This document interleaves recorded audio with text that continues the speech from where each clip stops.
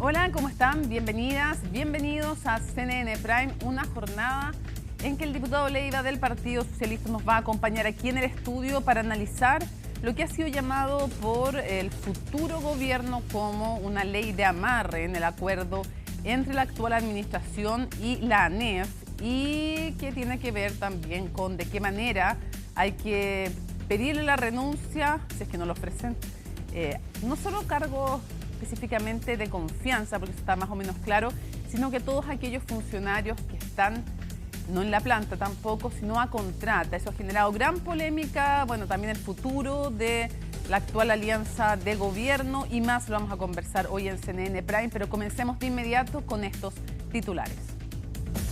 El presidente electo José Antonio Kast se reunió en Ecuador con el mandatario Daniel Noboa e integrantes de su gabinete. El objetivo de su visita es buscar mecanismos de coordinación para enfrentar el crimen organizado y la inmigración irregular. El próximo jefe de Estado lo acompañaron, entre otros, los senadores electos Cristian Vial y Rodolfo Carter. La UDI sigue presionando para que Michelle Bachelet no sea candidata a la Secretaría General de las Naciones Unidas. Tras visitar la denominada moneda chica, el diputado Jorge Alessandri sostuvo que la exmandataria, comillas, no es lo mejor de lo nuestro. Esto luego que Argentina presentara formalmente la postulación de Rafael Grossi al organismo. El próximo 2 de enero, la Corte de Apelaciones de Santiago resolverá si acoge o no la querella de capítulos contra el exfiscal Manuel Guerra. El Ministerio Público lo investiga por los delitos de cohecho agravado, violación de secreto y prevaricación administrativa. Todo esto por su vínculo con Luis Hermosilla y el rol que habría jugado en los casos Penta, Exalmar, Dominga y la Operación Huracán. Y en temas internacionales, Nicolás Maduro anunció una ley que impone penas de entre 15 y 20 años de cárcel para quienes respalden la piratería y el bloqueo naval de Estados Unidos, así lo califican. De acuerdo al mandatario, la normativa busca hacer cumplir los convenios que prohíben el asalto a buques y todos los delitos contra el comercio internacional. Bueno, todo esto y mucho más, porque aquí comienza CNN Prime.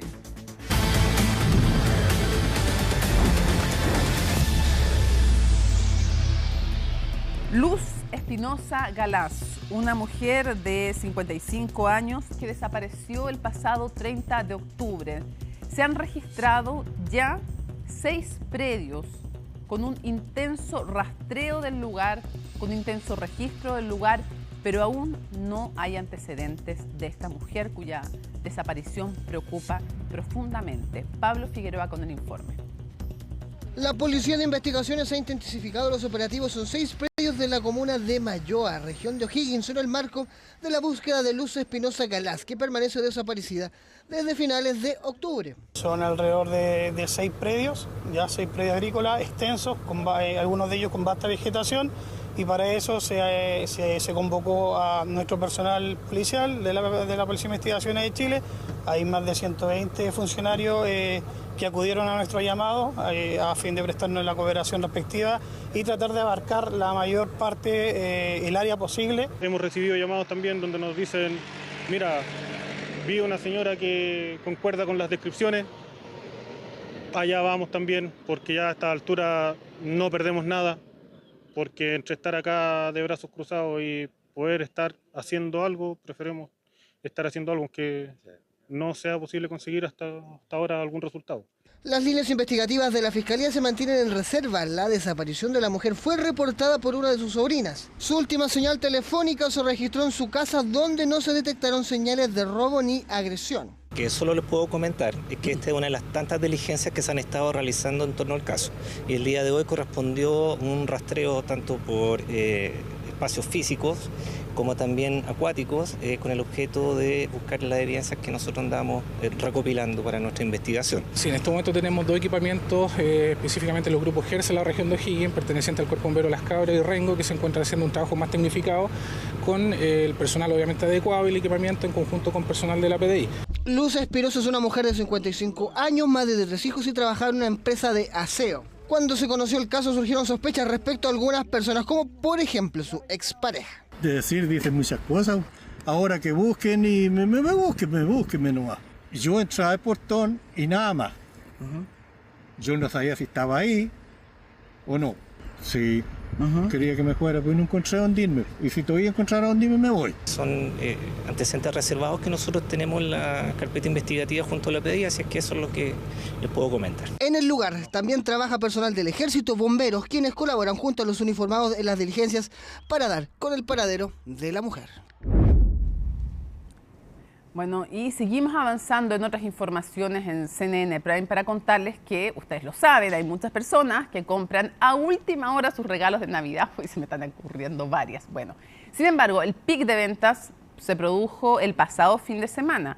Natalia Muñoz nos cuenta por qué se espera que el gasto sea en esta ocasión más moderado que en años anteriores. Siempre tarde como buen chileno. Para la familia cercana, mamá, hijo, hermanas. Mucha gente, mucha gente. No le quedó otra que ir a comprar a última hora, como muchos. ¿Últimas compras o está recién empezando? Estoy recién empezando. Ah, lo dejó. Como buen chileno, a última hora. Asequible hasta el momento. Bueno, lo que yo he comprado, porque hay cosas que son mucho más caras, pero está bien, dentro de todo está bien, para todos los gustos en realidad. Vamos empezando recién. Ha estado bastante tranquilo a diferencia de otra Navidad. Si bien quedan muchos que aún están comprando, la mayor aglomeración se registró el fin de semana. En la capital, el Costanera Center estuvo así. Es que el cierre del 80% del comercio por la segunda vuelta presidencial tuvo un doble impacto: pérdidas para los locatarios y aglomeraciones para el último fin de semana. Hemos visto una alta afluencia de público en los distintos centros comerciales a lo largo del país, en particular los días previos al 24 de diciembre. En particular, el último domingo 14 de diciembre, hacemos un llamado a compatibilizar el proceso democrático y participativo con el funcionamiento del comercio y la economía en general. Bastante difícil, pero bueno, en comparación con otros años, no tiene comparación. O sea, ¿menos venta? Menos venta. Ese domingo sí nos afectó las ventas, pero hemos recuperado bastante con Navidad, así que nos ha ido bien. Más de la mitad de las personas hace sus compras a principios de diciembre y solo 12% lo hace los días previos al 24 de diciembre. Así lo revela la Cámara de Comercio de Santiago y se notó en las calles. Además, este año se anticipa un consumidor más cauteloso, con un moderado crecimiento en las ventas. Estimamos que diciembre va a tener un alza de 3%, debido en parte a una mayor base de comparación, ya que el año pasado fue un año muy fuerte por la llegada de turistas extranjeros. También estamos enfrentando un consumidor que está más cauteloso, que está privilegiando también precios y promociones. Y a esto se suma también el efecto que tuvo el cierre del domingo de elecciones. El mayor aumento de gastos va a provenir del rubro vestuario calzado, es el típico rubro más reciente donde se realiza la mayor cantidad de regalos. Nuestra estimación es que aproximadamente los hogares van a gastar en promedio 80.000 pesos adicionales, específicamente en gastos de Navidad vinculados a esa categoría. Se estima un gasto promedio de 340.000 pesos para las fiestas de fin de año. Si es que aún no has realizado tus compras, ojo con los horarios de cierre previo al feriado irrenunciable del 25 de diciembre y 1 de enero. Los días 25 de diciembre y 1 de enero, los supermercados permanecerán cerrados por tratarse de feriados irrenunciables. Además, los días previos, especialmente el 24 y 31 de diciembre, habrá horarios especiales que serán informados por cada supermercado o cadena.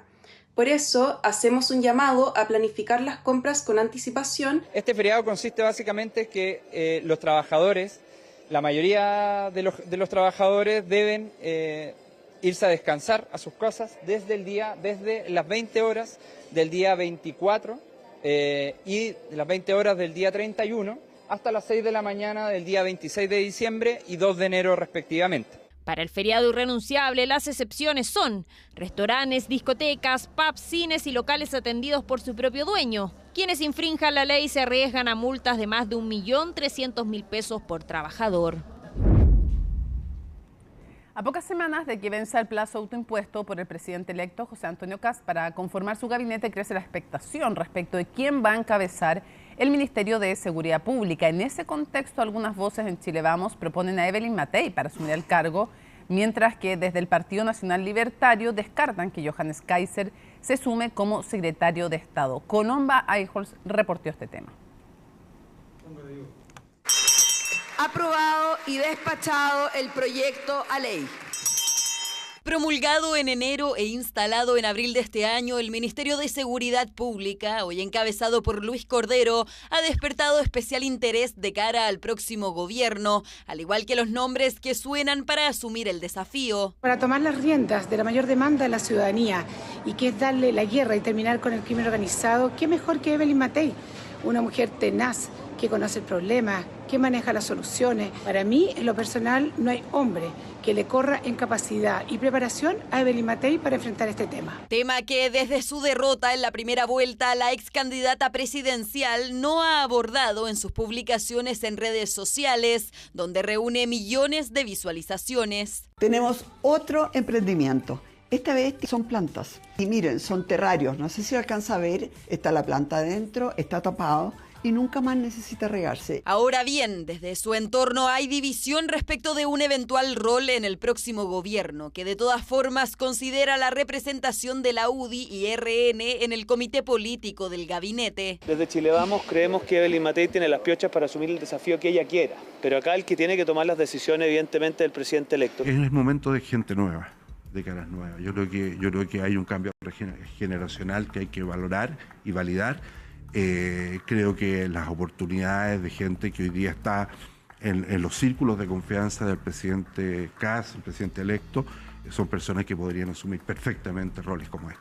Rol que de todas formas, cercanos a la exalcaldesa de Providencia, aseguran que ella no estaría disponible para desempeñar. Evelyn Matei tiene un tremendo talento y lo puede usar en cualquier cargo público o también privado. Yo tengo entendido que sus intereses van más por las clases, las consultorías, las clases de la universidad o incluso volver al colegio donde ya hizo clases de matemática. No sé si está en este momento interesada en aquello y en nuestro país es el presidente el que pone y saca ministros. Ministerios que, dada la cercanía que tuvo el Partido Republicano con los socialcristianos y nacional libertarios durante la campaña parlamentaria y la segunda vuelta presidencial, se espera que también puedan ser encabezados por dirigentes de esas colectividades, en particular Johannes Kaiser. Hay una definición de la oficina del presidente electo de no tener ningún miembro del gabinete que además sea pariente de un parlamentario, así que probablemente como tenemos a la senadora Vanessa Kaiser, Johannes no puede integrar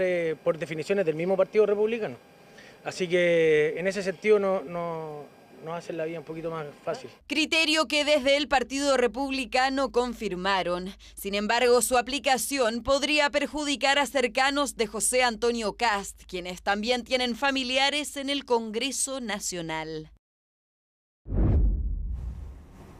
Bueno, ya lo ven, lo hemos logrado. Cambio de guardia. Todavía no me sección, ven. Ahí sí.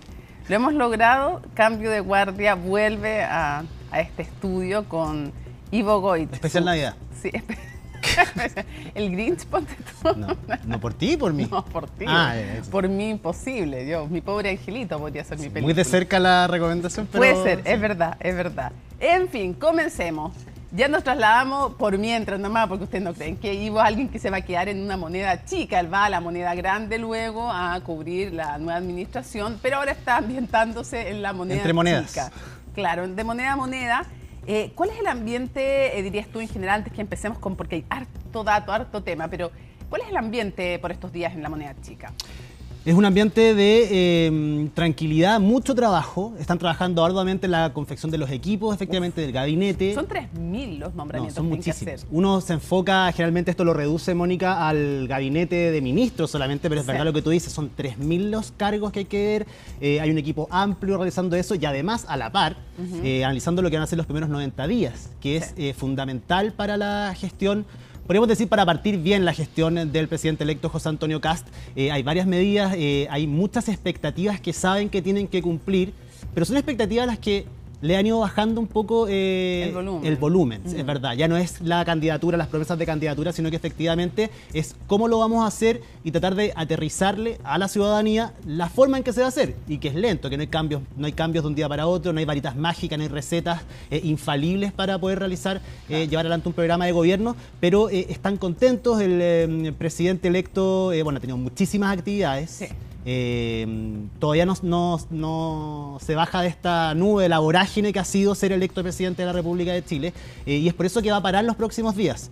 Hay incertidumbre cerca, porque Esta semana, por ejemplo, el día viernes va a trabajar de manera remota, pero va a estar en su casa. Colomba, sí. El fin de semana va a descansar, efectivamente, no se va a desconectar nunca, pero es probable que la próxima semana ocupe el mismo método. Hay quienes dicen que quizás estira esto hasta el 5 de enero, pero probablemente, conociendo un poco cómo ha sido el trabajo en la oficina del presidente electo, va a aparecer por ahí. Incluso no se descarta que aparezca mañana, el día 24 de diciembre, y a compartir quizás como con los equipos de seguridad, más allá que con su equipo directo, con la gente que trabaja efectivamente en la oficina del presidente externa. Sí, porque llega de madrugada después de su viaje a Ecuador, es un tema eso. A ver, comencemos con lo que vimos en la nota de Colomba.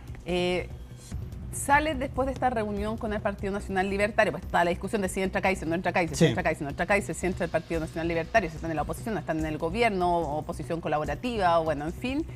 Y se dice que existe este criterio, que no pueden haber un hermano y un parlamentario. Sí, que no sean parientes de autoridades, públicas, básicamente. Sí, y entonces pariente eso, cercano. Pero ese era un criterio interno que manejaba el partido desde antes republicano. El día de hoy... ¿No estaba previsto que se hiciera público? No tenía previsto que se hiciera público porque siguen barajando los nombres. Habrían ciertas excepciones, pero vamos a estar hablando de eso. Pero el tema es que el día de hoy, dentro de las reuniones que hubo por la mañana, fueron los representantes del Partido Nacional Libertario. Estaba el vicepresidente Hans Marowski. Sí. Habló con nosotros después de salir de ahí. Se le salió. Y él da a conocer que cuando le consultan por Johannes Kaiser, efectivamente, las posibilidades que él tiene, las intenciones que él tiene, lo que él dice es, bueno, los que nos acaban de comunicar que hay un criterio del Partido Republicano, los republicanos, que impediría que Johannes Kaiser pudiese asumir un cargo de ministro porque tiene una hermana que es senadora electa. Entonces ellos... Dentro de todo dicen, bueno, nos quita un peso de encima también esta decisión, y hay que decir que el Partido Nacional Libertario no ha definido completamente eso, no saben, están midiendo si es que... Los hermanos de hecho han dicho y la conveniencia de que Johannes Kaiser pueda hacer... Sí, que no quieren que sea, que no quieren, a menos que fuera algo muy importante. A ver, un par de cosas. Se supone que se podría hacer una excepción en el caso de Kaiser. Sí, por la trayectoria de él, por haber sido ex candidato presidencial, por haber colaborado efectivamente, activamente en el último periodo de la campaña, pero quedan dudas porque hay que resolverlas todavía efectivamente, de por qué sería una excepción con él y no con otros, porque hay otros nombres que efectivamente entran aquí. Carter, por ejemplo. Rodolfo Carter, quien es senador electo. Ahora dicen que no tenía ni una gana.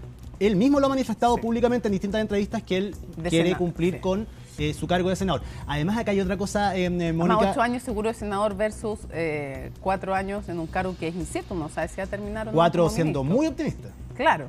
Y en un ministerio que se hablaba de un ministerio de seguridad que hoy día es un fierro caliente. Pero es el todo o nada. Si triunfas es el éxito total, pero las posibilidades de fracasar son altas. O sea, es la derrota o la gloria. Sí, ahí está el tema de las expectativas generadas también en campaña. Bueno, él es uno de los casos porque Álvaro Carter, su hermano, fue electo diputado. Hay otros cargos de confianza, por ejemplo, se habla de la ex jefa de gabinete de José Antonio Kast, Carolina Araya, que tiene un hermano que es diputado también. Bueno, que está con tantas complicaciones, hay que decirlo, está alejado de la bancada mientras se resuelve su situación judicial después de las acusaciones del conservador. Pero se ha producido un enredo. Que dice que le habría pasado dinero, él dice que no le pasó dinero, que le iba a pasar pero que no le pasó. Hay un enredo, Mónica, efectivamente, van a tener que explicarlo bien. Barquiesi también. Barquiesi. Oye, yo te digo una cosa, Ivo, yo francamente no entiendo este criterio. Es que... ¿Por qué te lo digo? Porque, a ver, yo entiendo que el criterio de que nadie que tenga un cargo, en el fondo, designe a alguien cercano. Sí. O sea, por ejemplo, que un ministro no tenga a nadie más en la administración pública, me parece, eso me parece lógico, porque pero el parlamentario no designa a nadie. Entonces, ¿por qué? Porque es parlamentario, ¿no podría alguien estar en la administración? Es lo que ellos quieren despejar, al menos como para no entrar con... O sea, en la línea de los nombramientos, y efectivamente se hacen cargo también de parte de las promesas de campaña, de las críticas que se han hecho a la actual administración, pero efectivamente es ponerse una soga al cuello en ciertos casos, si lo vemos, por ejemplo, con temas de elencos, de nombres que efectivamente podrían quedar inmediatamente inhabilitados, no les sobran. Y por lo que digo, porque el parlamentario no designa a nadie, entonces ¿cuál es el problema? Ahora, porque si es por eso también uno podría reflotar nombramiento de candidaturas a diputados de parientes de quienes estaban en las directivas de los partidos.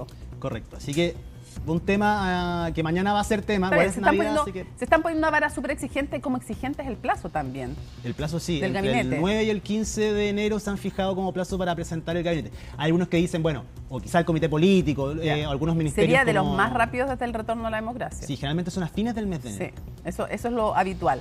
Ya. Una presentación Entonces general. está este criterio que generó polémica, que es súper exigente. Tal vez es bueno en el sentido de romper con la sobreabundancia de personas de una misma familia en puestos de poder. Más Está bien, puede se cae ser. el criterio con las excepciones, porque ya si hay un criterio y ya Ese se es el excepciones... punto. Si vas a ser súper estricto, porque vas a empezar a hacer excepciones, Sí. si no, no seas tan estricto, en fin, ya. Ok, otro de los temas, Eduardo Frei, hay noticia. Sí, es muy probable, Mónica, muy probable que el expresidente Eduardo Frei retome un cargo que él tenía ad honorem desde el año 2014, que lo cumplió entre el año 2014 y el año 2021, lo nombró Michelle Bachelet en su segundo gobierno, de embajador plenipotenciario del Asia-Pacífico. En ese cargo de embajador extraordinario, plenipotenciario, Eduardo Frei cumplía labores, por ejemplo, de seminarios, encuentros, visitas, diversas actividades a lo largo de esa región. Él renunció. Se dice ahí hay también una polémica si renunció o desde la actual administración, cuando es electo Gabriel Boric, le pidieron que dejara ese cargo. El tema es que lo dejó, porque públicamente él dijo para dedicarme a temas privados. Pero es muy, muy probable que retome ese cargo bajo la administración de José Antonio Kast. Es ad honorem, o sea, no se le paga, pero No. me imagino que el Estado corre con los gastos de su desplazamiento, ¿no? Desplazamientos, y son bastantes. Son muchos los desplazamientos que tiene que hacer Eduardo Frei en Ya, esta pero con eso función. sí corre el Estado. Sí, correcto. Ya. Sabemos que va a generar críticas, ¿no? De la ADC sobre todo. Sí, y de la oposición en general, de la Sí. futura oposición. Los mal hablados podrían decir aquí podría ser como el pago por, entre todos los apoyos, que no fueron directos, eso sí, pero... Por recibirlo. Pero va a seguir generando polémica. Ahora, quienes quieran defenderlo pueden decir, perdón, es un cargo que designó la expresidenta Bachelet. Se está retomando una tradición. Sí, que lo hizo durante 8 años. Por eso te digo, ahí está. Ya bueno, está quienes lo van a... Nosotros le estamos poniendo los antecedentes de lo que se va a decir y ustedes se hacen su propio juicio. De los que están a favor y en contra. Correcto. Veamos un poquito más del gabinete. ¿Qué más sabemos del gabinete? Por ejemplo, sabemos que hay una cartera que puede que no sea tan vistosa a primera vista, pero que es súper apetecida por la cantidad de recursos que maneja en los años electorales, que no le va a tocar a este gobierno sino hasta el final, pero en general puede ser una plataforma importante de relacionamiento, de redes, de recursos, desarrollo social. Sí, es importante, una cartera que ha estado incluso ha sido parte del comité político, lo fue con el expresidente Sebastián Piñera. Con Felipe Kast. Y el presidente Boric hizo un cambio, un enroque ahí, ingresó al Ministerio de la Mujer, salió al Ministerio de Desarrollo Social, efectivamente que tenía oficina en el Palacio de la Moneda, recuerdo, hasta hace solo algunos años tenía una oficina ahí en el segundo piso, cercano a la oficina de la vocería de gobierno. Bueno, en ese nombre hay un nombre que suena con mucha fuerza ahí, que muchos dan por hecho prácticamente, que es el de María José Wolf, que bueno, está encargada parte del área programática, pero muy enfocado en lo social, y es por eso que ella podría ser, muchos dicen, ya prácticamente podría ser la próxima ministra de Desarrollo Social. Hay que esperar, efectivamente. Hay otros que también pero hay muchos que lo quieren ese cargo, que lo querían, o que ya dicen, bueno, no lo voy a tener. El exalcalde Codina, por ejemplo, se dice. Sí. Que Él está ahí, me imagino que algo va a tener, efectivamente, pero ya ahí cuenta con algo menos. En vivienda suena con fuerza de empuje, en obras públicas, bueno. Ahí hay reparos desde Chile Vamos. Sí. Yo sé que se ha sentido también vetado de alguna forma por Chile Vamos y le molesta mucho porque, de nuevo, quienes lo atacan dice tiene un perfil muy fuerte y poco dialogante. Quienes lo defienden dice tiene una expertise por sobre el promedio cualquiera que pudiera ser designado en esa área, por lo tanto debiera ser designado igual. Y en el fondo creen se va a hacer de alguna manera, se va a hacer de una capacidad en el fondo de dialogar que se va a producir, dicen ellos. Bueno, en fin. Lo quieren. Ahí están. Es codiciado, es muy codiciado ese ministerio, como tú dices muchas veces, quizás no está en primera línea, pero es muy desarrollo importante. social sí, súper. Es un temazo. Ya, sigamos avanzando. Ya, el comité político. ¿Qué sabemos del comité político? Interior Sexpress, lo que me cuentan es que Rodrigo Álvarez y Claudio Alvarado tendrían ya lugares ahí. Faltaría definir en cuál ministerio. Yeah. Pero que esos nombres estarían dentro del comité político, algo que la UDI, la Unión Demócrata Independiente, están conformes con la representación, pese a que Rodrigo Álvarez no sea militante de la UDI, pero fue históricamente militante de la UDI, más sí Claudio Alvarado, quien aparte está encargado de todo el proceso del traspaso de información entre los ministerios, relacionarse con la actual de poder administración. establecer el gobierno, de incorporarse ya así. Ahora, muchos hablan, Sí, a ver, no, cuando hablan con Jorge Quirós, diputados, parlamentarios que van, dicen estábamos hablando con el ministro de Hacienda. No estamos hablando con el encargado del área económica. Acá venimos a hablar con el ministro de Hacienda, es por eso que le venimos a presentar estos planes, esta agenda legislativa. Y si no, tal vez con el triministro. Economía, energías, entre otros. Pero yo he escuchado varios hablando de que ellos hablan con el ministro de Hacienda, Ya. con el futuro ministro de Hacienda. Ya, eso querría decir que Daza no. Se ha diluido y efectivamente en el tiempo habría que ver si es que existe alguna conversación ya más privada, pero al parecer esa opción estaría un poco más... De capa caída. Sí. Ya, bueno, vamos a ver, porque todo puede pasar. Acuérdate de ese cambio de gabinete último... icónico del expresidente Sebastián Piñera, en que iban a nombrar en Interior a Felipe Ward. Salen las declaraciones, lo cuestionan y terminan llamando por teléfono. Me acuerdo perfecto porque me di cuenta cuando pasó, en el momento que sale, y habla por teléfono Blumel, termina el de ministro del Interior. Sí, lo que han reconocido los partidos, eso sí, es que en todos los diálogos que han tenido con los equipos del presidente electo y con el presidente electo es que han sido muy útiles y que ellos sienten que realmente los están escuchando e incorporando. Y eso ha generado en quienes tenían resquemor acerca de la posición que podría tener el presidente electo José Antonio Kast y sus equipos de recepción, de recibir y escuchar atentamente finalmente lo que nos dice. Vamos a conocerme el gabinete, si quedan contentos o no quedan contentos todos y en qué medida. Lo otro es el tema más relevante de la campaña, seguridad. Llama mucho la atención que no haya claridad aún respecto de quién va a ser el ministro de Seguridad. Normalmente, y por ejemplo, en el caso del actual presidente, Hacienda era lo que se esperaba porque había una necesidad de una señal de quién iba a ser esa persona. Cuando se dice Marcel, se descomprime el ambiente mucho, y esa era la expectación.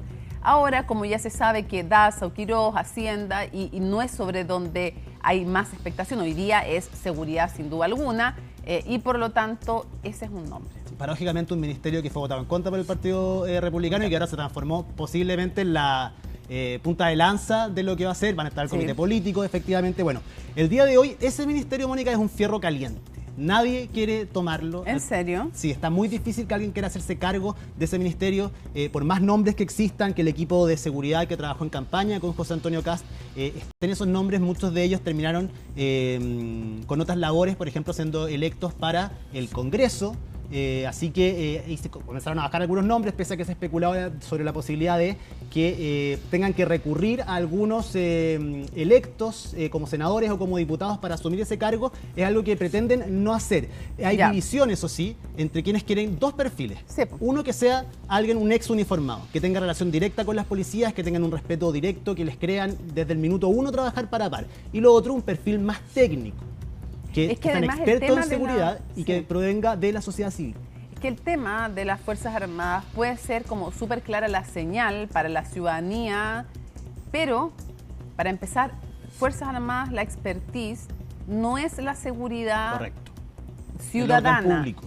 El orden público.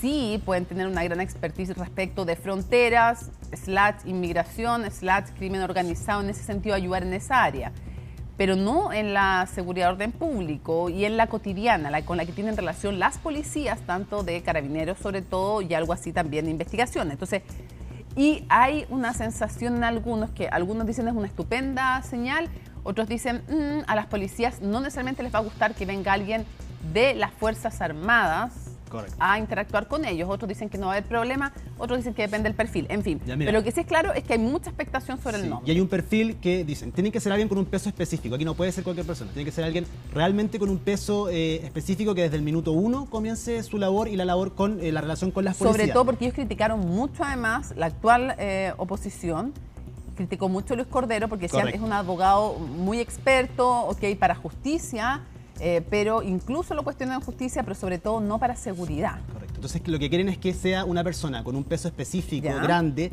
y que sepa navegar entre estos dos mundos.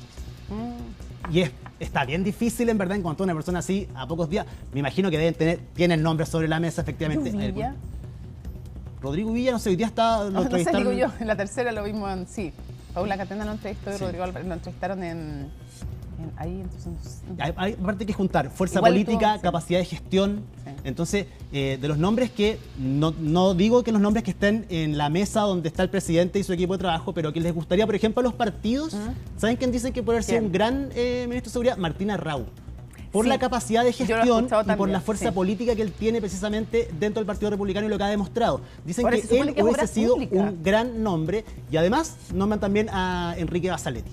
Que esos dos nombres gustan mucho en los partidos, al menos. No estoy diciendo que esto sea conversado en quienes van a tomar esta decisión, pero al menos desde los partidos han dicho Martín Arrau hubiese sido un buen nombre. Ahora en una de esas termina de ministro de Seguridad, digo yo, porque es más fácil encontrar un ministro, yo creo, de Obras Públicas que un ministro de Seguridad. Digo yo desde la ignorancia absoluta, qué sé yo, digamos. Pero en fin, ya. Al menos cumple con el perfil que espera. Sí. A ver, sigamos avanzando. Quiero preguntarte también respecto de, podemos volver después a quienes están ayudando y trabajando en esto, pero Mara Cerini, ¿qué tan seguro es que sea vocera? Es muy posible que sea la vocera, de hecho ya está asumiendo ese rol de manera oficial de la oficina del presidente electo. Ha estado ahí en los últimos días en medio de la polémica por los videos en redes sociales, de participación en el programa Sin Filtros. Muy fuerte, con la vehemencia con que en algunos capítulos ha enfrentado ciertos temas en específico. Lo cierto es que dicen cercanos a ella que eso sería ya lo más malo que le pueden encontrar. Y también que si un hombre quizás tuviese esa misma reacción, Mónica, no sería tan criticado o no estarían todos apuntando como una mujer habla de esta forma, dice garabatos en televisión. Yo creo que no es bueno que nadie los diga, hombres o mujeres. Digo, esa es mi opinión, pero en fin.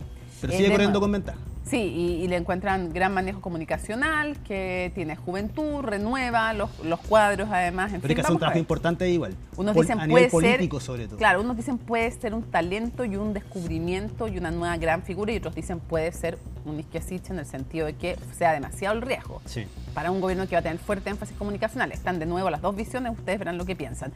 Oye, vamos cerrando. Una de las cosas es las mesas del Parlamento, y ahí es súper importante porque básicamente quienes presiden ambas corporaciones son las figuras que manejan parte, no todas las urgencias, porque es colegislador el Ejecutivo. Hay negociaciones, efectivamente, hay conversaciones, pero yo sé, Mónica, que tú tienes una información que igual es importante, que ha salido hace muy poco, efectivamente, y bueno, tú eres incumbente dentro de esta información. Incumbente, sí, porque en el podcast, como te lo explico, estuvimos de entrevistados junto a Paula Catena a Guillermo Ramírez, presidente de la UDI, y anunció y dijo con todo muy categórico, dijo, dijo él, los votos ya en el futuro oficialismo, al día de hoy tenemos los votos que necesitamos para encabezar la Cámara de Diputados y Diputadas.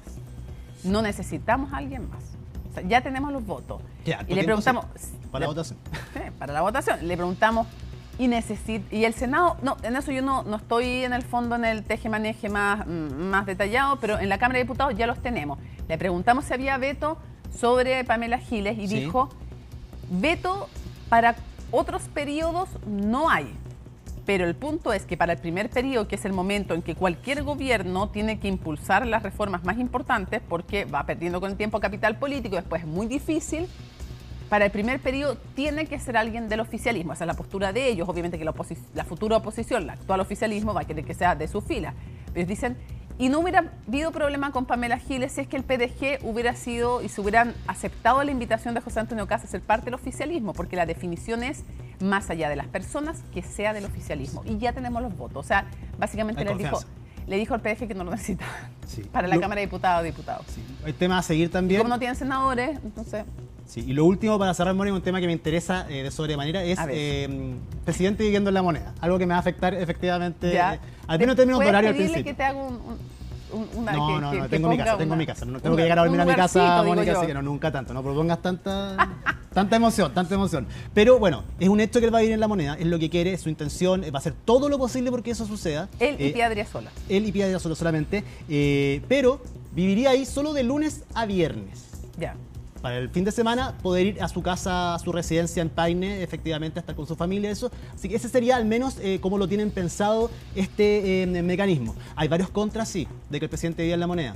Que las protestas van a ser al frente del Palacio de la Moneda. ¿Eso qué significa? Cortes, muchas veces, en las calles, y van a van a pero, haber eso siempre es así. Sí, pero con el presidente viviendo ahí, ¿creen que puede ser mayor ese riesgo? Igual nadie le va, en general, sí pasó en el estallido, que le fueron a hacer protestas al expresidente Sebastián Piñera, cosa que no dudo que ocurriera en Paine, está un poco más difícil el desplazamiento. No, pero, al menos... pero eso fue una excepción, en general igual las protestas son en La Moneda. Sí, igual hay que ver hasta dónde llegan también los recorridos, se puede trabajar en eso, pero efectivamente prevén que pueden haber muchos cortes de calle en un centro neurálgico del centro de Santiago, así que lo están viendo. Desde el gobierno, ¿qué piensan acerca de esto, Mónica? ¿Creen que no es una... Del actual gobierno, que no es una mala idea? O sea, lo ven como una idea de él, que está bien, que es simbólico, y que saben que esta definición ha sido bien leída por la ciudadanía, al menos en las últimas encuestas de opinión, pero en cuanto a ahorro, dicen, quizás no tanto, porque hay que reforzar los turnos de funcionarios. ¿Y de dónde sale esa plata finalmente?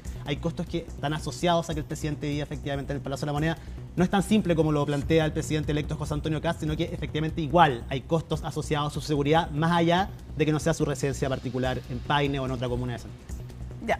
Seguimos atentamente entonces, estamos felices de haber tenido cambio de guardia en martes, especial Navidad. Especial Navidad, claro, con el Grinch. Este es tu regalo de Navidad, ahí está. Mi regalo de Navidad para ti es haber venido al día. Este es tu regalo para la audiencia, pero no para ti mí. También, para ti también. No, yo además un regalo de Navidad. Yo además quiero regalo de Navidad. Ya, entonces con el Grinch y mi pobre angelito nos vamos a la pausa y regresamos a CNN Prime. Lo habíamos anunciado, vamos a conversar con el diputado del Partido Socialista, Raúl Leiva. Diputado, muchas gracias por acompañarnos. No, muchas gracias a ustedes. Previo a Navidad, a Nochebuena. Sí, previo a Navidad. A ver, ha sido una polémica grande esta llamada por la oposición ley de amarre. Todo esto es en el contexto de un acuerdo al que se llega por la ANEF por sus aumentos de remuneraciones, que es algo que todos los años se va negociando. A veces se ha hecho vía anual, pero en fin. Sí. El tema es, primero, ¿cuál es su opinión general para después ir profundizando sobre este acuerdo con la ANEF? Bueno, aquí son todos los gremios del sector público, no particularmente la ANEF. Es verdad. Que se resta, pero esta es una negociación... además se resta, claro, es una negociación que se da todos los años respecto al reajuste del sector público. Sí, pero ¿sabe por qué yo le preguntaba? Le nombré en especial a la ANEF, porque el origen de este acuerdo al que se llega fue en el contexto de negociaciones que se hicieron, entre otros, con la ANEF, con un gran protagonismo de la ANEF respecto de qué es lo que había que trabajar. Entonces, raya para la suma. Sí. El acuerdo de reajuste del sector público, que incluye esto que se ha llamado ley de amarre. ¿Qué le parece a usted en general, en términos generales? Primero, la denominación no corresponde, no es amarre. Lo que sí uno podría criticar en la forma y en el fondo, el poder incorporar una norma de esta naturaleza en una ley de reajuste del sector público. Por dos razones, de forma y de fondo. En la forma, porque lo que se hace es modificar el estatuto administrativo respecto de la confianza legítima, la estabilidad del empleo, todas materias, por cierto, que son muy legítimas, pero se hace dentro de un instrumento, dentro de una norma que es la de reajuste al sector público. Una modificación al estatuto administrativo, yo entiendo bien intencionada, requiere una discusión mucho más a fondo, que vaya más allá de solo 3 semanas de discusión, que es lo que resta para poder aprobar el reajuste del sector público y con esa presión. Ya, pero la primera aprensión que usted tiene es que le parece que esta materia no debió tratarse junto con el reajuste. No. ¿Por qué? Porque es una materia que va al fondo del estatuto administrativo respecto de la estabilidad de los funcionarios a contrata y no se hace cargo de la problemática de fondo. ¿Cuál es el fondo? Hoy día el estatuto administrativo, tanto para funcionarios públicos como para funcionarios municipales, establece una clara definición del empleo a contrata, distinguiéndolo de las plantas y de los honorarios. Y señala que, en su artículo 10, en el caso del estatuto administrativo de empleos públicos, que es esencialmente transitorio. Además, se establece que estos empleos terminan por el solo Ministerio de la Ley los 31 de diciembre de cada año, a menos que con un mes de anticipación se renueve la contrata. Ya. Entonces, frente a esa temática, mire, Mónica, esto es muy parecido a los problemas que siempre existen, que se omite, se mira hacia el lado y no se enfrenta una problemática de fondo, cuál es que las contratas que tienen un límite legal de un 20% respecto de la planta no se cumplen, y hoy día existen 300.000 funcionarios con contratos a contrata. ¿Cuál es la crítica que hago yo? O sea, llevamos gobiernos vulnerando la ley. Por cierto. Y texto expreso de la ley. O sea, este gobierno y los anteriores han vulnerado la ley. Por cierto. Ya. ¿Qué es lo que se hace? Porque el proceso de confianza o el principio de confianza legítima sirve más bien como manera de arbitrar las diferencias Ya, que expliquemos existen un entre poco. los funcionarios La gente se pregunta en y su el casa, Estado. ¿qué es la famosa confianza legítima? Para explicarlo en breve, es la posibilidad de que se entienda como ya un contrato fijo, que se asimile un poco a planta, a esa persona que le van renovando y renovando y renovando en el Estado más allá de 2 años. En general se ha entendido como que ya ha pasado los 2 años y te siguen renovando el contrato, entonces ya eres como, se entiende, se asimila a planta. No eres planta, pero se asimila como que hay una confianza legítima porque han confiado en ti en numerosas ocasiones. Ok. Es la Normalmente legítima pretensión de yo estabilidad. mantener estabilidad en el empleo. Ya. Lo que se hacía normalmente, el Contralor Bermúdez lo que hizo normalmente es decir, yo zanjo cuando tienen razón o no, cuando los despiden, en si había o no confianza legítima. Normalmente era entre 2 y 5 años, ya se entendía por ahí que sí había. Pero la nueva Contralora dijo, vayan a alegar esto a tribunales. Entonces, este proyecto de ley, en su artículo 14, lo que dice es, siempre va a tener que pronunciarse la Contraloría. O sea, le entrega una nueva función a Contraloría, ¿ya? Y el punto es, por eso quiero revisar la primera afirmación que usted hizo de que esto no es un amarre, si realmente no es tan así. ¿Por qué? El punto 14 del protocolo, al entregarle la obligación a Contraloría de que decida respecto de esta confianza legítima, permite que un funcionario, mientras está en disputa su caso, siga en su cargo o al menos siga recibiendo la remuneración y que pueda alegar no solo por el despido, sino, dice el protocolo, por cualquier arbitrariedad. Desde esa perspectiva, diputado, ese punto 14 no es un amarre. Por cierto que limita o restringe la atribución que tiene la autoridad. En 2 puntos de vista, pero en ese Mónica, sentido, sí. ¿es un amarre? ¿Y por qué yo no lo denominaría amarre, pero sí limita o modifica estructuras jurídicas complejas como el estatuto administrativo y las propias atribuciones. Si alguien lo quiere denominar amarre, sí, porque limita, restringe. No tengo ningún problema. Entonces, yo utilizaría otra terminología. Pero usted entiende, o sea, se puede comprensiblemente entender como un amarre porque limita las atribuciones de la autoridad. Yo creo que limita las o sea, se puede entender como amarre. Pero más que eso, Mónica, sí, pero es que déjeme si usted quiere que le diga amarre, ¿sí? Yo creo que la definición no es esa, sino que limita pero eventualmente. Usted me dice que entiende que se le denomine amarre. Sí, lo comprendo, pero no comparto esa definición. Ya, pero, perdón, cuando alguien se puede quedar por ley alegando frente a Contraloría en su cargo. Es que ese es el tema de fondo, Mónica. Hay gente de la oposición que lo domina amarre, corrupción institucionalizada, términos que a mi juicio no corresponden. No es el óptimo y por eso nosotros tenemos óbice en cuanto o reparos respecto a la tramitación de este proyecto. ¿Por qué, Mónica? Porque este Primero, proyecto, acláreme una cosa. Dígame. ¿Usted este proyecto, como está, lo va a votar a favor? No, porque ese es el problema que le quiero plantear. Nosotros lo va a votar en contra. hemos visto el proyecto de ley. Ya, pero como solo conocemos un protocolo. ¿Cómo está usted lo va a votar en contra? Porque lo que tenemos que ver, ¿sí o no? En primer lugar, no lo votaría a favor así como está. Ya. Porque hay que distinguir dos cosas, Mónica. ¿Cuál es la técnica legislativa que se aplica? ¿Por qué? Porque eventualmente estas limitaciones que puede tener la nueva autoridad no se condicen con la estructura formal del estatuto administrativo y con la denominada confianza legítima. ¿Y por qué amarra la autoridad? ¿Por qué? Porque lo limita, usted le gusta decir limita. Ya, porque limita la autoridad. Lo limita la autoridad, ¿sabes por qué, Mónica? Yo creo que es importante hacerlo, pero si usted me permite volver al inicio, esta es una discusión de fondo y compleja respecto a todos los actos administrativos. Pero aquí se hace una solución ad hoc o parche a una problemática que existe, pero que requiere una discusión de fondo. Pero entonces, esta es una solución parche. Yo no le puedo colocar un tapagotero. No es una buena solución. No es una buena solución porque además, en mi opinión, lo que hace es, mire, Pepe, antes de que profundicemos, porque vamos a profundizar más, pero retrocedamos un paso. Corresponde que un gobierno saliente, en el último momento casi de su mandato, en los últimos meses, introduzca un proyecto de estas características. No, por eso le decía que yo no comparto la oportunidad. Tampoco la comparte. ¿Sabe por qué? Porque esta problemática se arrastra respecto de la interpretación administrativa y jurisprudencial, tanto de la Contraloría y de la Corte Suprema, respectivamente, respecto del concepto de confianza legítima. Usted bien planteaba en un principio, eran 2 años, 2 renovaciones, asimilaba a lo que sucede en el Código del Trabajo, en el derecho en la relación laboral privada, en donde efectivamente la segunda renovación transforma un contrato, 2 contratos, la segunda renovación de un contrato a plazo fijo lo transforma en indefinido. El Estatuto Administrativo no lo establece así, y en un principio la Contraloría General de la República estimaba que 2 renovaciones de contratos generaban confianza legítima. Luego, La Corte Suprema estableció que no eran 2 años, sino que se habilitaba luego de 5 años. ¿Por qué? Porque se entiende que habían transcurrido dos periodos a lo menos. Ya, pero esta ley está contraviniendo a la Contraloría y a la Corte Suprema. Y después, y le fundamento por qué. Porque además, y tal vez esto no se ha comentado, establece la obligatoriedad de la Contraloría General de la República de pronunciarse respecto de un hecho que la propia Contraloría calificó de litigioso. Por eso le digo, o sea... El artículo 6, de la Ley de la Contraloría General de la República establece que la Contraloría no puede pronunciarse respecto a aquellas materias que son esencialmente litigiosas.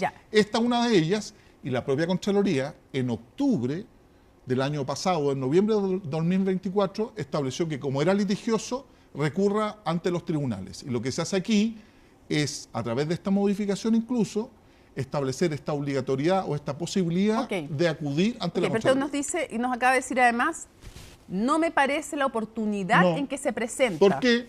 Porque se presenta dentro de un proyecto de ley, no cualquier proyecto de ley, sino que de un proyecto de ley. Al término de un mandato, un proyecto de ley que tiene que tener una tramitación express porque es el reajuste del sector público, por eso no comparto la forma. O sea, la forma... Al final viene un reajuste, con una presión además del gremio del sector público para que por favor aumenten de alguna manera es una presión un poco indebida hacia los parlamentarios. Por eso no comparto la forma. O sea, también le parece una presión indebida a los parlamentarios. Absolutamente, y la forma. Y además porque... O sea, porque el gobierno está saliendo, porque es una presión indebida para los parlamentarios, dice usted, por la forma en que se hace. ¿Sabe por qué además, Mónica? Oiga, pero pésimo el Porque proyecto, esto fue objeto de materia de ley de una moción parlamentaria en noviembre del año 2024. Que es la defensa que hacen desde el oficialismo. Pero esa era una ley interpretativa, hay que recordar, conforme a nuestro Código Civil, artículo 3º, que solo toca al legislador interpretar auténticamente o de manera obligatoria la ley, no así las sentencias judiciales de las Cortes. Disculpe, pero antes de que quiero preguntarle algo al ir cerrando el tema del socialismo democrático y el futuro de esta coalición que no tiene nombre, se llama coalición oficialista, no tiene nombre, no tiene ni nombre, pero en fin. Antes de ir a eso, una cosa breve. Hay un punto del cual no se ha hablado mucho, y que es el punto 15. Se ha hablado del famoso punto 14, pero el punto 15 no se ha hablado y es un punto que pretende regular a los asesores de las autoridades de confianza y podría ser especialmente grave ese punto, diputado. Yo coincido con usted. Vuelvo al estatuto administrativo, que es la madre de estos temas. Distingue trabajadores de planta, de contrata, honorarios, pero además establece quiénes son los funcionarios de exclusiva confianza. Y establece que son los jefes superiores de servicio y eso se ve también en cada departamento. Eso lo establece el artículo 4, entiendo, de la 18.883, que es el estatuto administrativo. Y también se modifica. Entonces no me parece válido que se haga una regulación respecto de los asesores que para todos los efectos... De las altas autoridades. Que para todos los efectos legales, sin que sean de exclusiva confianza conforme al estatuto administrativo, son funcionarios a contrata. Claro. Que también podrían validarse de esta opinión. Algunos dicen, no, son de exclusiva confianza. Sí, pero los jefes de departamento, por ejemplo, que muchas veces son nombrados directamente por las autoridades... O sea, podría ser más difícil despedir a estas personas que son asesores si es que se aprueba este cambio en el punto 15 respecto de los asesores del personal de altas autoridades. No solo eso, sino que la contratación además va a ser más compleja porque va a tener que responder a requisitos objetivos que están en este proyecto. Ahora, si me permite, Mónica, un minuto. Se parece harto un amarre, diputado, perdón que se lo digo, porque estoy de acuerdo con usted. Yo lo nomino de una manera distinta, pero sé que es más complejo. Parece que es como que la minuta no deja que le digan amarre, pero en el fondo usted me está diciendo, hace más difícil que se despida al personal de asesoría directa de altas autoridades. Si esto no solo eso, sino que la contratación de ese personal. Y además más difícil contratar. Pero ¿cuál es el problema que tenemos, Mónica? Y aquí le pido comprensión. No tenemos un proyecto de ley, solo un protocolo de acuerdo. Ahora, ¿cómo versa ese protocolo de acuerdo? ¿Cómo se traduce en una norma legal que debamos sancionar, discutir y votar en la Cámara de Diputados y también en el Senado? Es un tema que no hemos visto.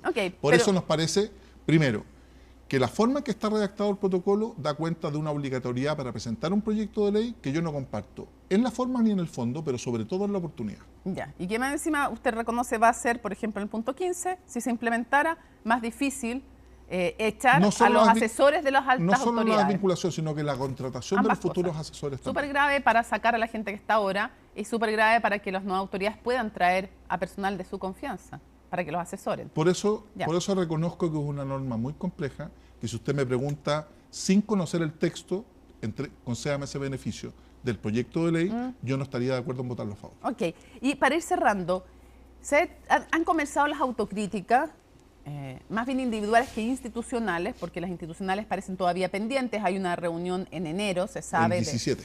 Sí, del oficialismo. Yo quiero preguntarle, Sergio Vittar dijo en La Tercera que no le cree la autocrítica a Giorgio Jackson. Yo quiero saber qué le pareció la autocrítica a Giorgio Jackson y si usted le cree. Yo no tengo por qué no creerle. ¿Ya? Parto de la buena fe. Lo que sí critico es la oportunidad.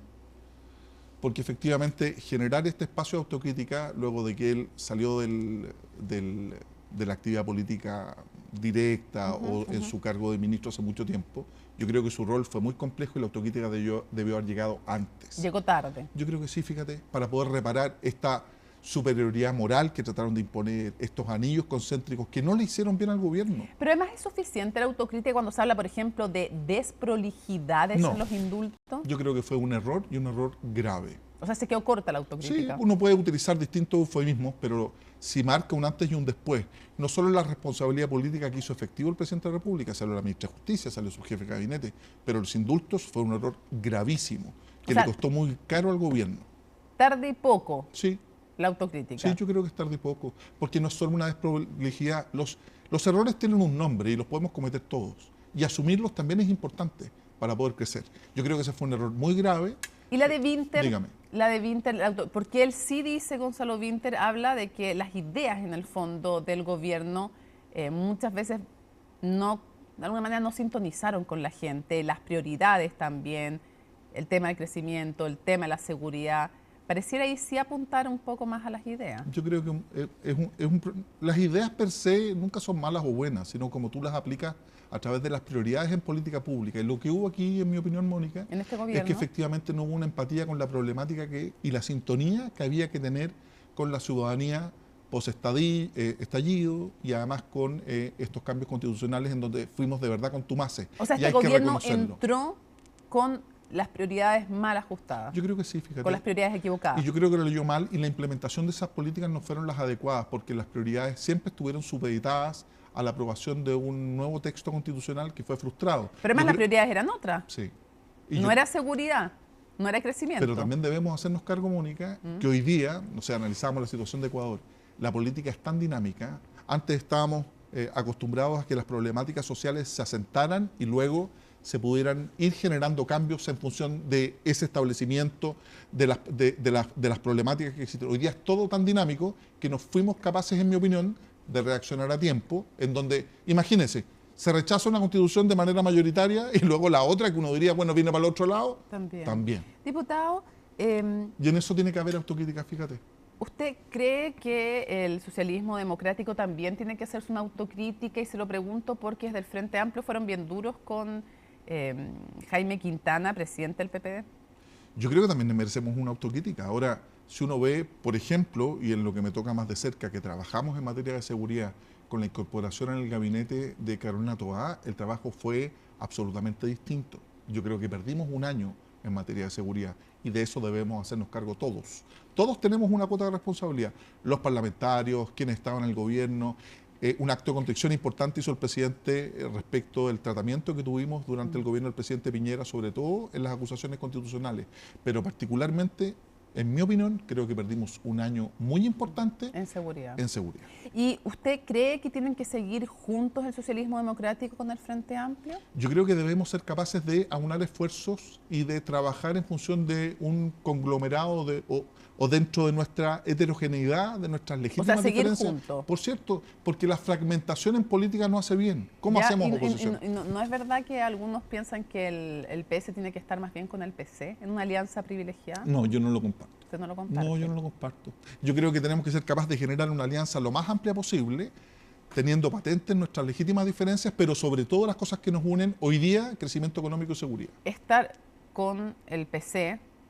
El PS de manera privilegiada de alguna manera le pondría un techo, ¿no? Por eso yo no. ¿Cree usted? Por eso yo no establezco que hay un privilegio. Por eso le pregunto, ¿pero usted cree que le pondría un techo? Por cierto, porque la relación más natural nuestra es con el humanismo laico, con el socialismo democrático, con fuerzas también convergentes de parte del Frente Amplio. No con el PC. No exclusiva o privilegiadamente con el Partido Comunista. Ya. Y yo creo que debemos ser capaces de evitar la polarización. Dos cosas.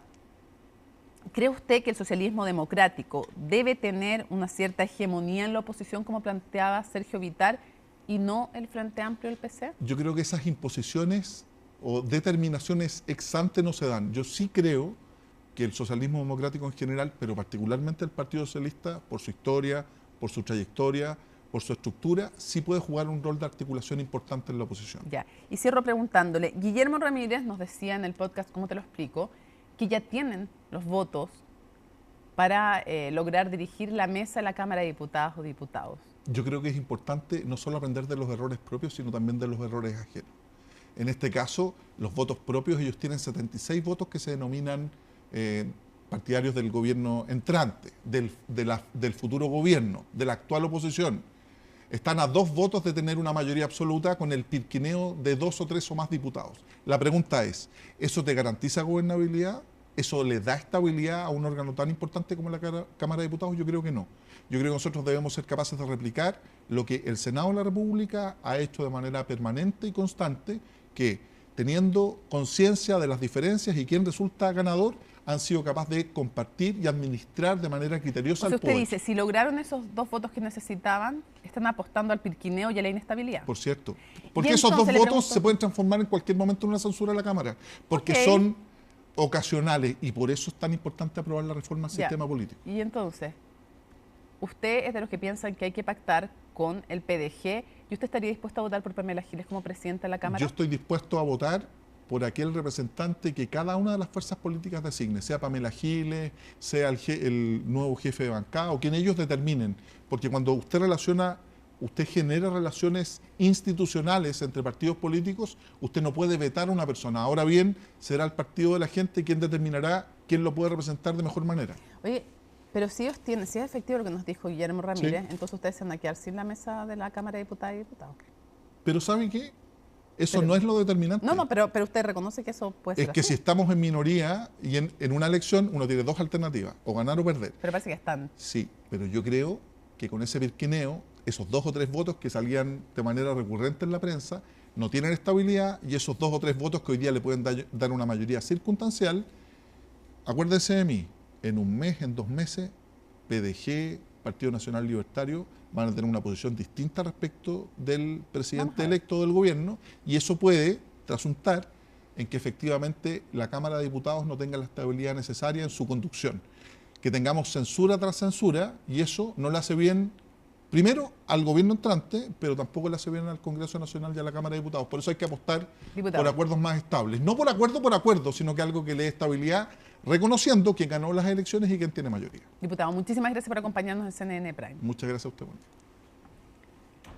el próximo 2 de enero se va a conocer la resolución de la Corte de Apelaciones de Santiago en cuanto a si acoge o no la querella de capítulos presentada en contra del ex fiscal metropolitano Oriente, Manuel Guerra. La Fiscalía no descartó una eventual formalización del exministro del Interior, Andrés Chadwick. El informe es de Miguel Ángel Araya.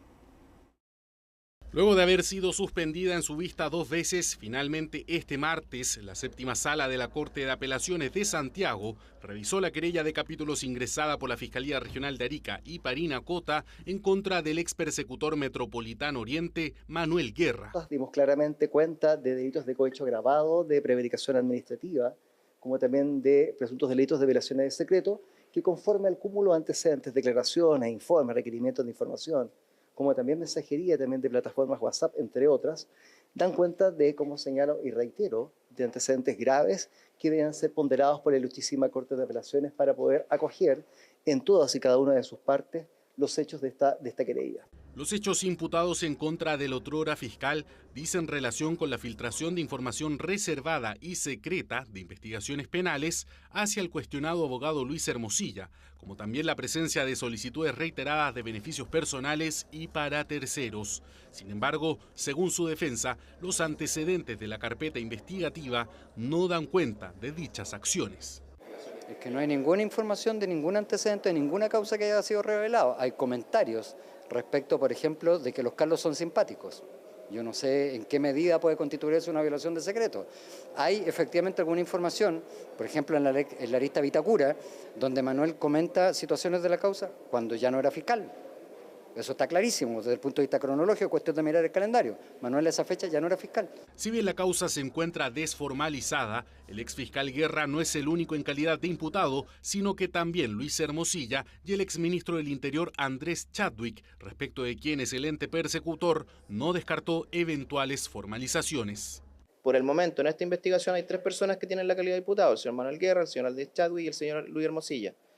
Ahora, eso no significa que esas 3 personas vayan a ser formalizadas, sino que simplemente es la situación procesal en la que están hoy y luego tendremos que hacer los análisis respecto a posibles imputaciones en cada uno de los casos. No obstante aquello, en la parte querellante consideran relevante la figura de Chadwick como motor de los ilícitos que habrían sido cometidos por el exfiscal Guerra, por lo que evalúan procedente una posible formalización de la exautoridad de los gobiernos del expresidente Sebastián Piñera. Yo personalmente creo que él está completamente involucrado. Yo creo que Chadwick es una pieza importante de este puzzle. Él sabía que necesariamente tenía que pasar, ¿no?, por un operador, que en este caso era Hermosilla, del gobierno, para conseguir, ¿no es cierto?, los beneficios indebidos que finalmente uno de ellos lo obtuvo.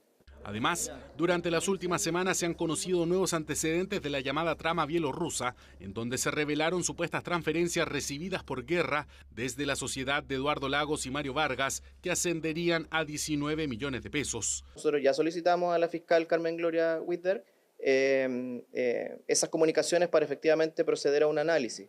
Y si hay algún hecho ahí constitutivo de delito que tenga que ver con lo que estamos investigando, evidentemente podría ampliarse hacia otras aristas. La decisión del Tribunal de Alzada capitalino quedó en acuerdo, por lo que habrá que esperar hasta el próximo 2 de enero para conocer si la querella de capítulos avanza, aunque la decisión podría ser apelada ante la Corte Suprema.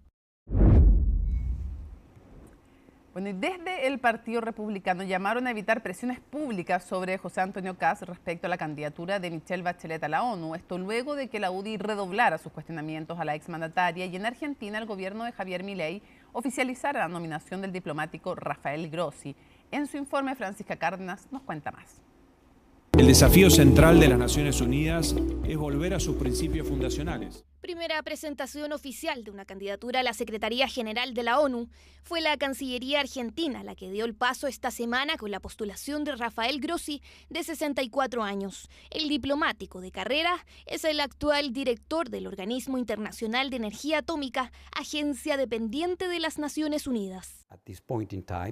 En este momento, el OIEA es la única organización internacional presente con un despliegue permanente en la central nuclear de Zaporilla, y estoy en constante diálogo y es posible que me hayan visto con el presidente Putin, con el presidente Zelensky, por lo que no veo por qué la ONU no podría desempeñar un papel similar. Candidatura que el país transandino intenta promover hace meses, creando incluso una unidad especial con el fin de conseguir los apoyos que necesita Grossi.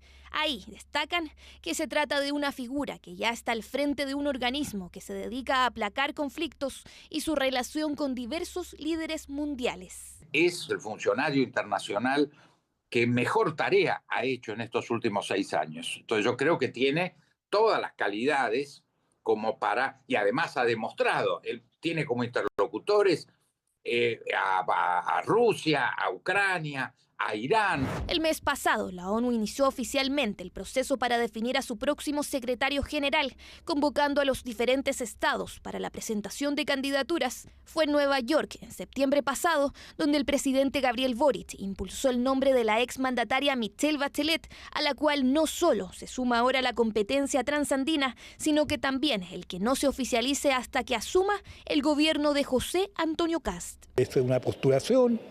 Es una candidatura y toda candidatura va a tener una dosis clara de competencia. Ahora, otro factor que hay que señalar es que de los 9 miembros, o mejor dicho, las 9 personas que han ejercido el cargo de secretario general de Naciones Unidas, han sido hombres. El debate por la candidatura de Bachelet abrió además un flanco en la oposición, luego de que el presidente de la UDI y otros parlamentarios aseguraran que es una figura muy lejana, calificando su segundo gobierno como el inicio de la decadencia que ha vivido Chile. Si el presidente Kast finalmente cree que es Michelle Bachelet la indicada, nos vamos a cuadrar con él. Pero evidentemente que en nuestra opinión a los organismos internacionales hay que enviar lo mejor de lo nuestro. Y para nosotros, Michelle Bachelet no es lo mejor de lo nuestro. Andar pauteando al presidente electo con opiniones personales cuando está iniciando su mandato no corresponde. En eso tenemos que ser claros en respetar las instituciones y son ellos, en este caso, quienes resolverán esto. Desde el Partido Republicano señalaron además que el proceso aún está lejos de resolverse y que Kast definirá una estrategia una vez asuma en la moneda, la que podría ser llamar a un consejo consultivo y tener más reuniones bilaterales con expresidentes para abordar el tema. Estimo que una vez que asuma José Antonio Kast debiera apoyar la candidatura de Michelle Bachelet como una política de Estado. Esa ha sido la práctica frente a postulaciones a los más altos cargos internacionales, además de que de retirar ese apoyo podría significar un costo político comunicacional. Las nominaciones serán aceptadas hasta el 1 de abril de 2026, mientras que la selección de candidatos comenzará a fines de julio. Posteriormente, habrá una votación informal en la que los miembros permanentes del Consejo de Seguridad preguntarán a los temporales y también a otras naciones influyentes. En septiembre y octubre se elevará una propuesta y será el momento en el que se votará finalmente al reemplazante de Antonio Guterres. A 4 días del pronunciamiento de la Contraloría sobre el acuerdo entre Codelco y SQM para explotar el litio en el Salar de Atacama, el presidente de la República junto con autoridades se reunieron con el fin de destacar los avances de la Estrategia Nacional del Litio. ¿Cuáles son? Benjamín Chávez nos cuenta. La Estrategia Nacional del Litio superó su valla más alta. La Contraloría tomó razón de los acuerdos entre Corfo, Codelco y SQM, asegurando el control de la producción en el Salar de Atacama hasta 2060. El plan, según el gobierno, ya exhibe hitos concretos pese a cuestionamientos respecto a su velocidad de implementación. En realidad la estrategia fue diseñada rápidamente, la diseñamos justamente dentro del ámbito precisamente de Corfo durante algunos meses que teníamos que diseñar un sinnúmero de cosas. La creación del Instituto de Litio y Salar, cosa que ya está creada, ¿no es cierto? La reforma a través de los contratos que estamos hablando de Salar de Atacama, más estos especiales casos, ¿no es cierto?, de Maricunga y Pedernales, más los salarandinos, más los otros privados. Sin embargo, en este balance hay una gran ausencia con respecto a la planificación original, la creación de la Empresa Nacional del Litio. Un compromiso que, según sostienen desde el Ejecutivo, decidieron postergar para priorizar la entrada inmediata de capital y tecnología en los yacimientos. Yo creo que desde el punto de vista táctico sí, porque queríamos concentrarnos en sacar todas estas cosas que estamos conversando adelante y esto hubiese significado también un conjunto de pasos adicionales que yo creo que quizás pudieran entorpecer el proceso mismo del anterior. Entonces, por un problema táctico, dijimos, esto dejémoslo un poco más hacia el final y concentrémonos en esto porque lo que necesitamos es aprovechar y aumentar la producción lo antes posible porque el precio todavía está alto. La apuesta por acelerar la producción busca capturar beneficios fiscales en el corto plazo. Con la consolidación de este modelo público-privado, las estimaciones oficiales apuntarían ingresos anuales para gastos sociales concretos en los próximos años. Va a financiar por lo menos 3 años consecutivos de todo el presupuesto del Ministerio de Vivienda. Si a eso le sumamos el incremento en el precio del cobre, el Estado, el país, va a estar recibiendo alrededor de $6.000 millones adicionales al año. El despliegue del litio busca ir más allá de Atacama. A través de Codelco y Enami, el modelo de asociaciones ha logrado atraer gigantes internacionales como Río Tinto. Un esquema que desde la presidencia defienden como una política de Estado para otorgar garantías de inversión y continuidad que trasciendan los ciclos políticos. La minería requiere de tiempos, requiere de procedimientos, en particular la minería pública, de evaluación de proyectos, etcétera, que normalmente trascienden los periodos de gobierno. Por lo tanto, creo que debe de imperar primero la mirada de largo plazo. Respecto a las instrucciones de Contraloría para sellar el acuerdo entre Codelco y SQM, tanto la minera estatal como la Corfo confían en que no habrá problema en cumplirlo porque serían solo detalles. Vamos a constituir nuestra sociedad en conjunto con SQM y todo el desarrollo del proyecto que justamente pueda desarrollar las nuevas tecnologías en el Salar de Atacama, ampliar la producción y comercializar este litio es de responsabilidad del directorio de la sociedad conjunta. Entonces, déjenos formar la sociedad, constituirnos como directorio y daremos respuesta oportuna a esa pregunta. Pero que de alguna manera la toma de razón ya está. Esto no invalida para nada, es solamente detalles más bien que la Contraloría nos pide a nosotros y también a Codelco un par de cosas, en el fondo, para que siga ya está habilitado en el fondo. Todos los contratos deben quedar listos para el 31 de diciembre. Así, la piedra angular de la estrategia del litio quedará lista para empezar a aplicarse. Muy buenas noches, damos paso a la revisión de las noticias internacionales en Conexión Global en CNN Prime. Y vamos a partir en el Consejo de Seguridad de la ONU, que hoy se reunió para tratar las conductas, las medidas de presión que está realizando Estados Unidos en contra de Venezuela. La última de ellas, la incautación de buques petroleros sancionados. En esta reunión, que fue a solicitud de Venezuela, Rusia y China, ambos miembros permanentes del Consejo de Seguridad de la ONU, criticaron el actuar de Estados Unidos. El embajador de Venezuela ante la ONU dijo que esta es la mayor campaña de extorsión contra un país en la historia, mientras que el embajador de Estados Unidos defendió las medidas de la administración de Donald Trump, dijo que son en contra de los carteles de drogas que hay en el país y también en contra del financiamiento que tienen estos carteles, incluido el régimen de Nicolás Maduro, catalogado como integrante y líder del cartel de los soles. Escuchemos lo que dijeron ambos embajadores ante el Consejo de Seguridad de la ONU. Nos encontramos ante una masiva violación de toda la arquitectura jurídica internacional. Se trata de una grotesca ofensa violatoria de toda norma civilizacional. El gobierno de Estados Unidos está imponiendo hoy el caos y la destrucción en las relaciones internacionales, del mismo modo en que lo hicieron los actores malignos que provocaron la Segunda Guerra Mundial. Que quede claro de una vez por todas, no existe una guerra en el Caribe, no existe un conflicto armado internacional, tampoco existe un conflicto armado no internacional, por lo cual es absurdo que el gobierno de los Estados Unidos pretenda justificar sus acciones aplicando las normas del derecho de guerra. Estados Unidos impondrá y aplicará sanciones al máximo para privar a Maduro de los recursos que utiliza para financiar al cartel de los soles, al que Estados Unidos ha designado como organización terrorista extranjera junto con el Tren de Aragua. Esto incluye las ganancias de la venta de petróleo utilizadas para financiar a estos carteles.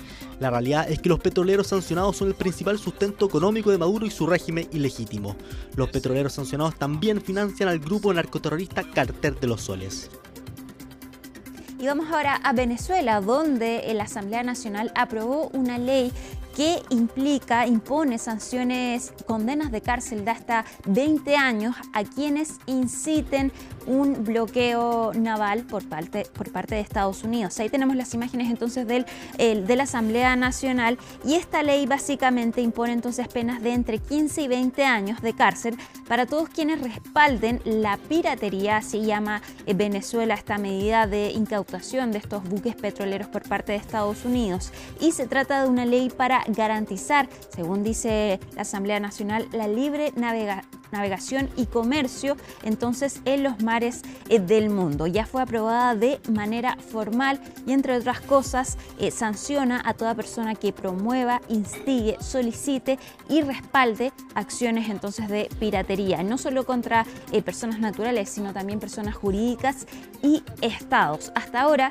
Estados Unidos ha incautado 2 buques petroleros y, según dijo ayer Donald Trump, van a conservar tanto estas naves como también el petróleo que incautaron. Escuchemos lo que dijo Nicolás Maduro frente a esta medida de Donald Trump. Una ley especial para hacer cumplir los convenios mundiales que prohíben el asalto de buques, la piratería y todos los delitos contra el comercio internacional. La ley se llama Ley para garantizar la libre navegabilidad y comercio contra la piratería en los mares del mundo. Es una ley de mucho poder. Vamos ahora a Estados Unidos, pero respecto de otro tema, porque durante la noche se liberó un nuevo paquete de archivos relacionados a la investigación en contra del convicto sexual Jeffrey Epstein. Hay novedades en estos documentos y entre ellos se habla de registros del avión privado de Jeffrey Epstein. Y según escribió un correo el fiscal federal adjunto del Distrito Sur de Nueva York, Donald Trump habría participado como pasajero en este avión privado de Jeffrey Epstein en al menos 8 vuelos entre 1993 y 1996. Al menos 4 de estos viajes estaba presente también Ghislaine Maxwell, quien es ex pareja de Jeffrey Epstein y actualmente está detenida por esta investigación. Las autoridades no han acusado a Donald Trump de ningún tipo de delito en este caso. Y asimismo, también dentro de estos archivos del caso Epstein se han revelado imágenes, se las mostramos la semana pasada, en las que aparecen distintas figuras públicas, entre ellos, por ejemplo, Bill Clinton, Michael Jackson y Kevin Spacey. Ayer se le preguntó a Donald Trump respecto de estos archivos y de estas fotografías. Él también aparece en algunas imágenes de estos archivos. Esto fue lo que respondió Donald Trump. I don't like the pictures of Bill Clinton being shown. I don't like the pictures of other people being shown. I think it's a terrible thing. A lot of people are very angry that pictures are being released of other people that really had nothing to do with Epstein, but they're in a picture with him because he was at a party, and you ruin the reputation of somebody. So a lot of people are very angry that this continues. A lot of Republicans are angry because of the fact that it's just used to deflect against a tremendous success. Ciertamente estas figuras públicas no han sido acusadas en este caso, pero de todas maneras están presentes en distintas imágenes junto a Jeffrey Epstein. Vamos a cambiar de tema y nos vamos ahora a Australia, donde después de este tiroteo que dejó 15 personas muertas y mientras el país sigue de luto por este asesinato, este tiroteo, ahora el país está buscando endurecer las leyes en contra de la tenencia de armas. ¿De qué se trata este paquete de medidas? Lo vemos en el informe de Maximiliano Araya.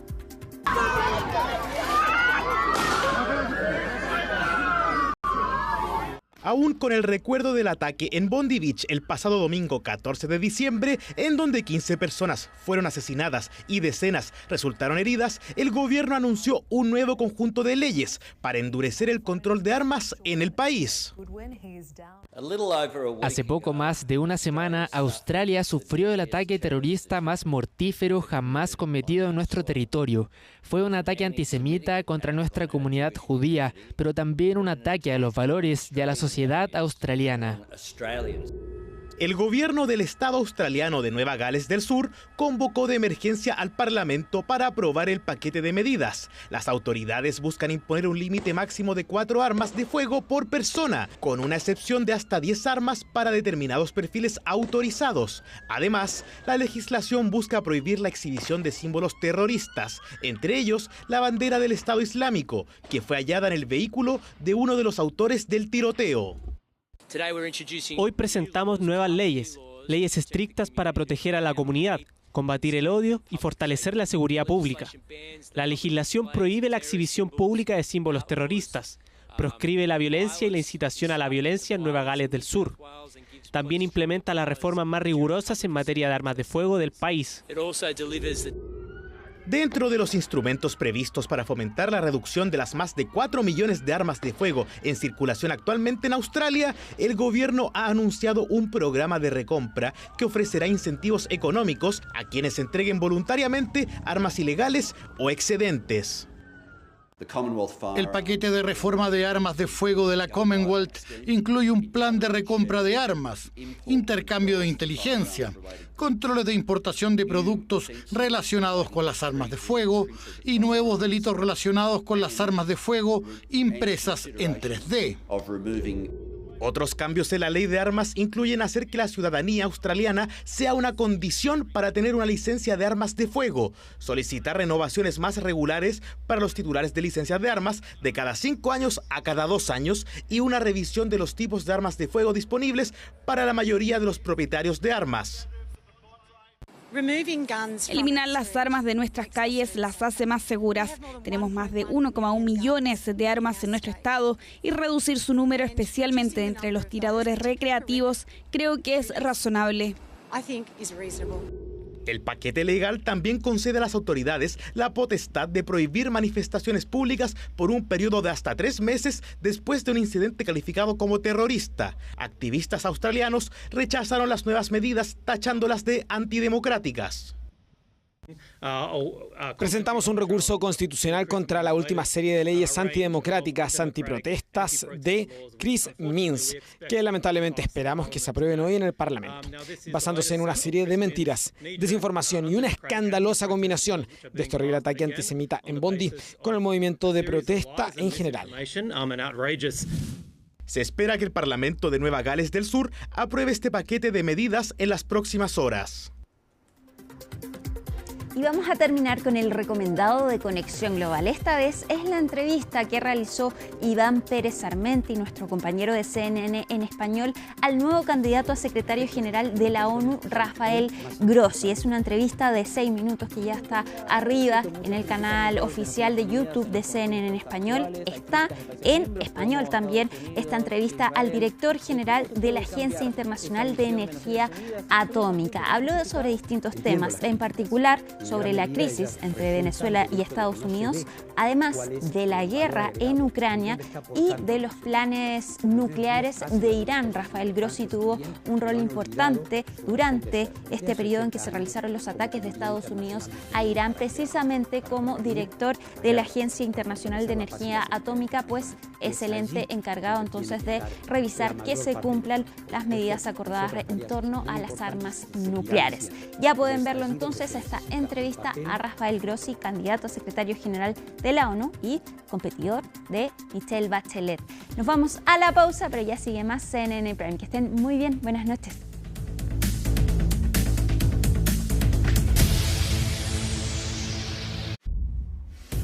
Estamos terminando CNN Prime, pero por supuesto los dejamos como martes super invitados Futuro 360 con Paloma Ávila. Y además, obviamente ya está en el sitio web la entrevista al diputado Leiva aquí en CNN Prime. Martes 23 de diciembre, así estuvo nuestro país y el mundo. Somos CNN Chile. Buenas noches, que tengan una estupenda Navidad.